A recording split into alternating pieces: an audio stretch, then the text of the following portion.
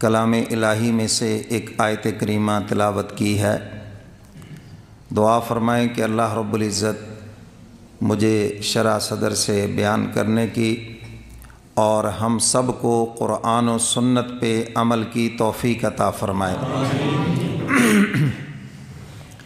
اچھا بھی ہمارے کچھ احباب نئے ہر پروگرام پر ہی تشریف لاتے ہیں، تو پہلے ان سے خاص طور پہ گزارش کر لیں کہ بیان کے دوران سونا نہیں ہے، اور بس میں بھی لکھا ہوتا ہے نا فرنٹ سیٹ پہ سونا منع ہے، تو آپ سارے سمجھیں کہ فرنٹ مین ہی ہے سب، تو اس لیے یہ سونا غفلت کی علامت ہے، اور آپ اکیلے نہیں سوئیں گے، 2 3 4 اور بھی سو جائیں گے۔ دینی مجالس میں نیند آتی ہے، اس میں کوئی شک نہیں۔ ایک اللہ والے سے بھی کسی نے پوچھا تھا، ٹی وی کے آگے تو ساری رات بیٹھے نیند نہیں آتی، ہمارے نوجوان ساری رات فیس بک چلاتے نیند نہیں آتی ہے، انٹرنیٹ پہ 10 گھنٹے بیٹھے رہے نیند نہیں آتی، تقریر شروع بعد میں ہوتی ہے نیند پہلے آ جاتی ہے، کیا وجہ ہے اس کی؟ تو اللہ والے نے بات سمجھائی کہ یہ جو ٹی وی ہے، انٹرنیٹ ہے، کیبل ہے، یہ سب کانٹوں کی سیج ہے، اور کانٹوں پہ سیج پہ نیند نہیں آیا کرتی، اور یہ جو اللہ والوں کی مجالس ہے، اللہ کا ذکر ہے، نیک مجلسیں ہیں، تو یہاں پر یہ پھولوں کی سیج ہے، اور پھولوں کی سیج پہ نیند آ ہی جایا کرتی ہے۔ تو اس کا مطلب یہ نہیں کہ آپ کو اجازت مل گئی ہے، اس کا مطلب یہ ہے کہ آپ نے الرٹ ہو کے بیٹھنا ہے، ٹھیک ہے نا جی؟ مجھے اس بات کا احساس ہے، آپ دکانیں کر کے آئے ہیں، صبح بھی جا کر دکان پہ بیٹھنا ہے، تو کوئی یہاں لمبا چوڑا پروگرام نہیں، ہمارے پروگرام کا مقصد صرف آخرت کی تیاری ہے۔ کو آپ کو مقصد کا پتہ ہونا چاہیے، جو نئے احباب آئے ہیں، اگر کوئی سمجھے کہ ہمارا کوئی سیاسی ایجنڈا ہے یا کوئی اور کوئی چیز ہے، کوئی چندہ بندہ ہے، کوئی قصہ کہانی نہیں ہے، خالصتاً آخرت کی تیاری ہے۔ تو اس لیے ان احباب سے گزارش ہے سونا نہیں، یہ جو ہاتھ ایسے بیٹھے یہ چھوڑ دیں، الرٹ ہو کر بیٹھے، الرٹ۔ اور اسی طرح بعض موبائل میں مصروف رہتے، ادھر سے فون آیا، پھر اٹھ کے بھاگ گئے، پھر آ گئے، پھر چلے گئے، یہ آنا جانے کا سلسلہ یہ بند کریں، پوری توجہ سے اللہ اس کے رسول کی بات سنیں، انشاءاللہ ایک بات بھی دل میں اتر گئی تو کام بن جائے گا۔ یہ سپی جو ہے نا جی، یہ منہ کھول کے بیٹھتی ہے، تو آسمان سے پانی کا قطرہ اس میں گرتا ہے، تو پانی کا قطرہ گرتے ہی موتی بن جاتا ہے۔ تو بھئی یہ قرآن و حدیث کا کوئی قطرہ بھی دل میں اترا، انشاءاللہ یہ موتی موتی ہے۔ اب اصل بات یہ ہے کہ ہم دل کے کانوں سے سنتے نہیں ہیں، ہم جیسے دنیا کی باتیں سنی انسنی، کو آدھی سن لی آدھی چھوڑ دی، کو آدھے کے بیچ میں سو گئے، آدھے کے خیالات میں ادھر ادھر کھو گئے، اور پھر بعد میں بعض کو سنا کو نہ سنا، تو پھر وہ علم جو ہے وہ عمل کو دعوت دیتا ہے، جب علم ہی نہیں ملا تو عمل کیا کرے گا پھر؟ تو اس لیے پوری توجہ سے پورے دھیان سے سنیں، سونے کا مزاج نہ بنائیں، ادھر ادھر دھیان نہ کریں، پوری توجہ سے سنیں گے، آپ کو پتہ بھی نہیں چلے گا، اور انشاءاللہ العزیز دل و دماغ اللہ اس کے رسول کی محبت کی باتوں سے تازہ ہو جائے گا۔ تو یہ جو آیت کریمہ پڑھی ہے، حق تعالیٰ نے اس آیت میں جنتیوں کی ایک نشانی بیان فرمائی ہے۔ کیا بیان فرمایا بھی؟ بولو بولو۔ ہاں، میں نے آدھی تقریر خود کرنی، آدھی آپ سے کروانی ہے جی، ہاں، تو اس لیے سونے تو میں نے دینا ہی نہیں، نہ دھیان ادھر ادھر ہونے دینا ہے، تو آپ جو میرا زیادہ زور لگائیں گے تو آپ کا بھی زیادہ ہی لگے گا زور۔ تو اس آیت مبارکہ میں اللہ نے جنتیوں کی ایک نشانی، یہ اس لیے آپ کو بتا رہا ہوں کہ اگر تو یہ نشانی موجود ہے، اللہ کا شکر ادا کرنا کہ یا اللہ چلو کوئی تو جنت میں جانے کا بہانہ موجود ہے، اور اگر یہ نشانی موجود نہیں ہے تو آج سے فکر کرنی ہے اور کوشش کرنی ہے کہ یہ نشانی میرے اندر پیدا ہو جائے۔ تو میرے محترم سامعین، حق تعالیٰ نے متقین کی جنتیوں کی نشانی بیان فرمائی، کیونکہ یہ جنت یہ متقین کے لیے ہے۔ قرآن پاک میں فرمایا اعدت للمتقین، ہم نے جنت بنائی ہی متقین کے لیے ہے۔ سبحان اللہ۔ اب پہلے یہ دیکھیں کہ متقی کس کو کہتے ہیں، ایک ہمارے عرف عام میں متقی ہے اور ایک حقیقی متقی ہے۔ عرف عام کے اندر تو ہم اس کو کہتے ہیں جس کے ہاتھ میں تسبیح ہو، سر پہ پگڑی ہو، ٹوپی ہو، اور وہ جناب وہ چادر سے منہ بھی لپیٹ لے ہیں، اور ہم کہتے ہیں بڑا جی بڑا متقی پرہیزی آدمی ہے، کہتے ہیں یا نہیں کہتے؟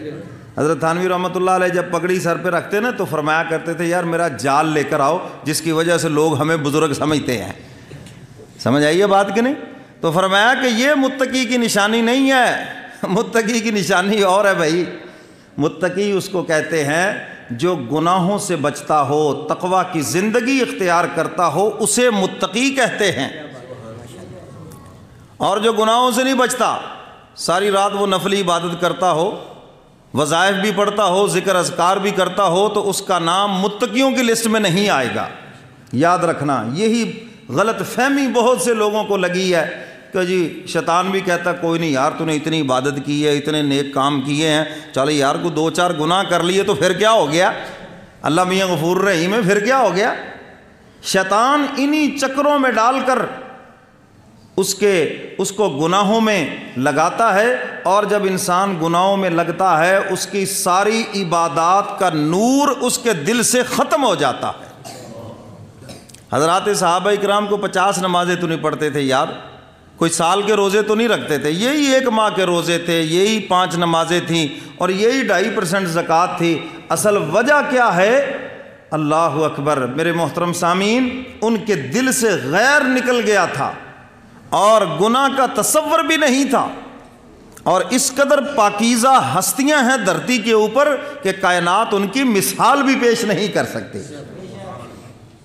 تو آج ہم نفلی عبادت بڑی کرتے ہیں, بہت کچھ کرتے ہیں, لیکن گناہوں سے نہیں بچتے. حضرت تھانوی رحمۃ اللہ علیہ نے اس کو مثال سے سمجھایا. فرمایا ایک بندہ مقوی ادویات بھی کھاتا ہو, جی نسخے بھی استعمال کرتا ہو, لیکن اس کے ساتھ ساتھ وہ زہر بھی کھائے, تو فرمایا رہ جائے گا زندہ, وہ زہر سے بڑا غرق ہو جائے گا. فرمایا بالکل اسی طرح ایک بندہ نیک کام بھی کرتا ہے بہت زیادہ, لیکن ساتھ ساتھ گناہ بھی کرتا ہے, یہ گناہ زہر ہے, اور فرمایا یہ ایسا زہر ہے یہ نیکیوں کا سارا نور لے کے چلا جاتا ہے. اور آج ہم اس کو معمولی سمجھتے ہیں, کوئی بات نہیں, کوئی بات نہیں جی, پھر کیا ہو گیا جی, اتنا بھی ڈرنے کی کیا بات ہے جی, اللہ میاں غفور رحیم ہے. یاد رکھو جو اللہ کی نافرمانی ہے اس سے بڑا اور کوئی جرم ہی نہیں ہے. یہ مت دیکھو کہ گناہ چھوٹا ہے یا بڑا, صغیرہ ہے یا کبیرہ, بلکہ یہ دیکھو جس ذات کی میں نافرمانی کر رہا ہوں وہ کتنی بڑی ہے, اور وہ اللہ رب العزت ہیں, اور انسان کے لیے مناسب ہی نہیں ہے کہ وہ اس کی نافرمانی کرے. تو اس آیت مبارکہ کے اندر حق تعالیٰ فرماتے ہیں متقین لوگ ہیں نا, تقوی والی زندگی اختیار کرنے والے لوگ ہیں, متقی ہیں. حقیقی متقی کہتے ہی اس کو ہیں جو پرہیزگار ہو. ہمارے یہاں ماشاءاللہ ڈاکٹر حضرات بھی تشریف رکھتے ہیں, تو ڈاکٹر کے پاس جاتے وہ کہتا ہے جی ایک تو یہ آپ نے میڈیسن کھانی ہے اور ساتھ آپ نے یہ پرہیز کرنا ہے. جی اگر وہ کہے جناب آپ مجھے شوگر کی دوائی دے رہے ہیں, میں آپ کی دوائی کھاؤں گا لیکن میں نے میٹھا نہیں چھوڑنا, تو ڈاکٹر صاحب کیا کہیں گے, بھائی پھر میرے علاج کا تجھے کوئی فائدہ نہیں ہے, میری میڈیسن کا تجھے کوئی فائدہ نہیں ہے. جب تو نے میٹھا ہی نہیں چھوڑنا تو پرہیز پہلے ہے, علاج بعد میں ہے. بالکل اسی طرح متقی ہوتا ہی وہ ہے جو پہلے گناہوں سے بچے اور پھر وہ نیکیوں کے اندر لگے. بات سمجھ آ رہی کہ نہیں؟ تو میرے محترم سامعین, حق تعالیٰ فرماتے ہیں جو متقی لوگ ہیں نا, متقی ہونا یہ بندے کا جنتی ہونے کی علامت ہے. یاد رکھنا, اعدت للمتقین, اللہ فرماتے میں نے جنت تیار ہی متقین کے لیے کی ہے. سارے متقی جنت میں جائیں گے چاہے وہ کسی بھی مسلک سے تعلق رکھتے ہوں. یہ تو ممبر و محراب سے جہاں سے محبت برسانی تھی, افسوس یہاں سے نفرتیں بکھیری جا رہی ہیں. ساڈا مسلک جنت سے جائے گا, باقی سارے جہنم سے جان گے. میں نے کہا کو تمہارے باپ کی جنت ہے, جنت ہمارے رب کی ہے, اور اللہ اپنے فضل سے جنت میں داخل فرمائیں گے.